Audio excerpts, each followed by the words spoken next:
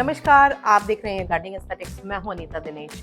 Gardening aesthetics में आज दिखाने वाली हूं आपको कि मैंने किस किस प्लांट की शॉपिंग की है हाल के दिनों में, क्योंकि जैसे ही सीजन बदलता है प्लांट वैरायटीज जो हम लगाते हैं वो चेंज हो जाती हैं। सर्दियों में जहां सारा फोकस विंटर फ्लावरिंग प्लांट्स पे होता है, पर जैसे जैसे स्प्रिंग का सीजन आता है, गर्मियों की तरफ मामला बढ़ने लगता है, तो फिर लगता है कि फोलिएज प्लांट, खास करके परमानेंट इंडोर प्लांट्स या आउटडोर प्लांट्स के लिए कौन कौन सी वैरायटीज तलाशें, कौन कौन सी नई वैरायटीज लगाएं।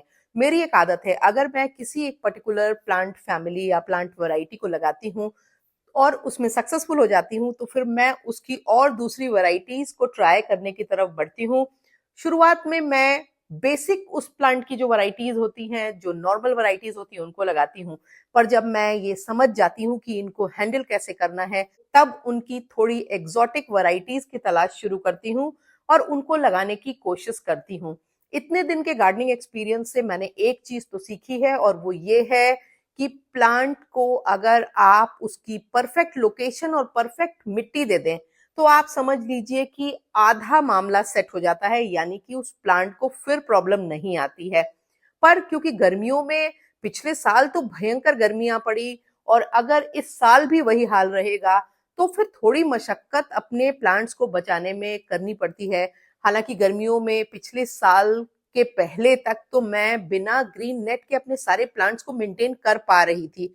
पिछली साल भी ग्रीन नेट तो नहीं लगा पाई थी, पर कई प्लांट की पत्तियां काफी बुरी तरह जली। उससे ये फील हुआ कि नहीं, शायद अगर टेम्परेचर का यही हाल रहा तो नेट की जरूरत पड़ सकती है। और इस बार भी देखूंगी, अगर उसी डायरेक्शन में चीजें जा रही होंगी, तो फिर लगता है कि मुझे बिना ग्रीन नेट के प्लांट मेंटेन करने की जो मेरी आदत है उसको बदलना पड़ेगा और ग्रीन नेट की तरफ बढ़ना पड़ेगा। खैर, आज मैं आपको अपनी प्लांट शॉपिंग दिखाने वाली हूँ, और हो सकता है आपके लिए इसमें कुछ प्लांट हो, क्योंकि कुछ हैंगिंग प्लांट्स हैं, कुछ परमानेंट प्लांट हैं, कुछ ऐसे प्लांट हैं जो मेरे यहाँ बहुत ही उनकी वैरायटी सक्सेसफुली ग्रो हो रही हैं। और हैंगिंग प्लांटर्स के लिए प्लांट की तलाश तो हम तमाम प्लांट लवर्स लगातार करते रहते हैं, और लगता है कि कुछ और वैरायटीज इंक्लूड हो जाए, खास करके गर्मियों में। तो जो एक मोनोटोनी है कुछ एक प्लांट की, वो टूट जाए और कुछ नया ट्राई करें। तो इस बार मैंने कुछ ऐसे प्लांट लिए हैं जो या तो मेरे फ्रेंड्स के यहाँ अच्छे से ग्रो हो रहे हैं, या उनकी जो वैरायटीज हैं वो मेरे यहाँ अच्छे से ग्रो होने लगी हैं, और मैं कई सीजन से उनको लगा पा रही हूँ। पर वीडियो को शुरू करें, अपनी प्लांट वैरायटीज को मैं आपको दिखाऊं, उसके पहले आपसे रिक्वेस्ट करती हूँ कि चैनल को सब्सक्राइब जरूर कर लीजिए, और अगर आपको वीडियोस पसंद आते हैं तो उन पे लाइक करना, उन पे कमेंट करना बिल्कुल भी मत भूला करिए, क्योंकि जब आप ऐसा करते हैं तो हमारे वीडियोस की रीच बढ़ती है, वो ज्यादा लोगों तक पहुंचते हैं और मेरी मेहनत सफल होती है। और हाँ, जब चैनल को सब्सक्राइब किया करें तो बेल आइकन जरूर पुश कर दिया करें, क्योंकि जब आप बेल आइकन पुश कर देते हैं तो वीडियोस के नोटिफिकेशन आप तक तुरंत पहुंचते हैं। अभी मैं इन प्लांट्स को कुछ दिनों तक रखने वाली हूँ, तुरंत रिपोर्ट नहीं करूंगी, थोड़ा इनको अपने लोकेशन पे नॉर्मलाइज फील कराऊंगी, फिर इनके लिए एक परफेक्ट मिट्टी तैयार करके इनको रिपोर्ट करूंगी। रिपोर्टिंग का जो वीडियो है वो भी आपके संग शेयर करूंगी, कहाँ से मैंने लिया ये बताऊंगी, कितने तक की कीमत में मुझे वो पड़ा ये भी मैं आपको इस वीडियो में बताऊंगी। ये मेरी स्प्रिंग प्लांट शॉपिंग का पहला वीडियो है, और होपफुली मैं 2-3 वीडियोस और अपलोड करूंगी। सबसे पहली वैरायटी तो एग्लोनिमा की ये वैरायटी है। इसको पास से देख लीजिए, इस एग्लोनिमा की वैरायटी को देखिए आप, कितनी खूबसूरत है। इसको कहते हैं इमरल्ड हॉलीडे, और सच में कितनी इमरल्ड कलर की ये वैरायटी है। और काफी अच्छा पॉट है, काफी थिक पॉट है, और उसमें काफी प्लांट्स भरे हुए हैं। 1 2 3 4 5 प्लांट्स हैं इसमें। काफी घना थिक बुशी है, नर्सरी सॉइल में लगा हुआ है, और नर्सरी सॉइल में कोकोपीट दिखाई दे रही है, और थोड़ी कंपोस्ट भी दिखाई दे रही है, गार्डन सॉइल भी दिखाई दे रही है। अभी मैं इस प्लांट को छेड़ने के मूड में बिल्कुल भी नहीं हूँ, और कई बार मैंने आपको बताया है कि नया एग्लोनिमा प्लांट लाके मैं उसको तुरंत रिपोर्ट नहीं करती हूँ, अनलेस कि पॉटेड ना हो और लूज आया हो मेरे पास, यानी कि बिना पॉट के आया हो। और ये पॉट के संग मैंने लोकल नर्सरी से लिया है। ये प्लांट मुझे 450 रुपीज का पड़ा है, और देख सकते हैं आप, काफी ज्यादा लश ग्रीन और थिक प्लांट है। और ये वैरायटी मैंने कभी भी नहीं लगाई थी, मेरे लिए नई थी, और एग्लोनिमा क्योंकि मैं अच्छे से मेंटेन कर पा रही हूँ, अब कोशिश करती हूँ कि एग्लोनिमा की नई-नई वैराइटीज़ में इन्वेस्ट करूँ, क्योंकि मुझे लगता है कि ये हमारे मौसम में बहुत अच्छे से चलते हैं और अच्छी खासी गर्मी को भी टॉलरेट कर लेते हैं। और वैसे भी इसमें से मैं ये वाला जो प्लांट है, ये इसको कुछ दिनों बाद काट के हटा के और इसको नए पॉट में लगा लूँगी। ये प्लांट का एक छोटा प्लांट भी मेरे पास हो जाए, ताकि मदर प्लांट को कोई परेशानी भी हो तो मेरे पास ये वैरायटी मेंटेन रहे। दूसरा प्लांट है बेगोनिया मैक्यूलाटा, इसको पोल्का डॉट बेगोनिया भी कहते हैं। और ये वैरायटी मुझे पड़ी 550 रुपीज की, जो कि मैंने केरला की एक नर्सरी से मंगाई है। बहुत ही अच्छे से, बहुत ही सेफली पैक होकर के प्लांट्स आए हैं। और बेगोनिया की भी मैं बहुत सारी वैरायटीज बहुत ही सक्सेसफुली ग्रो कर रही हूँ। हालांकि मैंने केरला से बेगोनिया की कुछ और भी वैरायटीज मंगाई हैं, क्योंकि मैंने इधर कुछ समय से बेगोनिया को बहुत ही ज्यादा सक्सेसफुली ग्रो करना समझ लिया है। इनकी मिट्टी की रिक्वायरमेंट, इनकी वाटरिंग की रिक्वायरमेंट समझ ली है।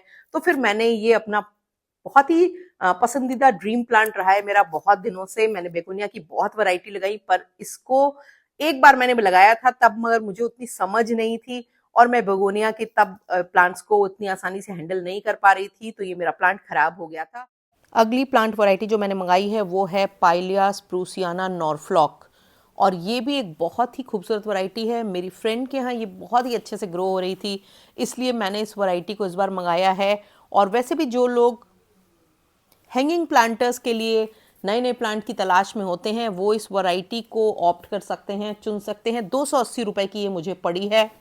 और आपने मेरे वीडियोस में देखा होगा कि पाइलिया की कुछ एक वैरायटीज मेरे यहाँ बहुत अच्छे से ग्रो हो रही हैं, और इसलिए इस बार मैंने इसको ट्राई करने की सोची। फास्ट ग्रोइंग वैरायटी है, हैंगिंग प्लांटर्स में लगाने के लिए एक परफेक्ट वैरायटी है। और कैसी मिट्टी चाहिए, कैसी सनलाइट चाहिए और किस तरह से मैं इसको हैंडल करूंगी, थोड़ा सा मुझे रिसर्च करने की ज़रूरत है इसके बारे में अलग से। अदरवाइज पाइलिया की तमाम वैरायटीज़ मेरे यहाँ बखूबी ग्रो हो जाती हैं और उनको मैं मैनेज कर लेती हूँ। अभी मैंने केरला से ऑनलाइन मंगाई है और ये मुझे 280 यानी कि 280 रुपीज़ की पड़ी है।